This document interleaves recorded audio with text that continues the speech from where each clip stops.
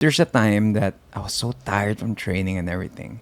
And then I think we were making love at the time. Katulog ako.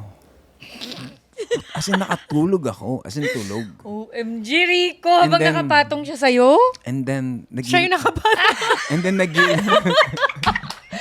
yung nakapatong. nagkakaisa na ang dalawang diva artist na to, ah.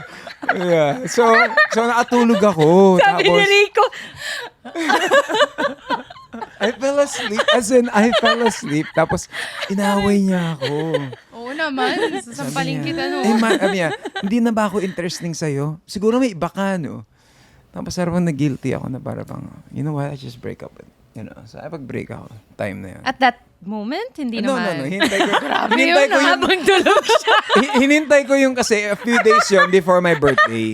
Habang tulog siya. So, Nakipag-break. tuwan-tuwa. Ay, nakakalasing to, ah. Tuwan-tuwa siya. In fairness, hindi ako inaaway. Hindi ako inaaway. Nung time na yun, talagang I really waited for my birthday. Ayoko na. Break up na tayo. I'm just saying. Ayoko na break na tayo. Hindi, pero kasi tinanong niya nga ako, ano gusto ko sa birthday ko? Sabi ko, I want you to be happy and you're not happy with me. Pero hindi na kayo nagme-make love nito. No. Okay. And then we broke it up. Okay. Yeah. Akala ko habang natutulog ka, habang nagbe-break. Ayoko na.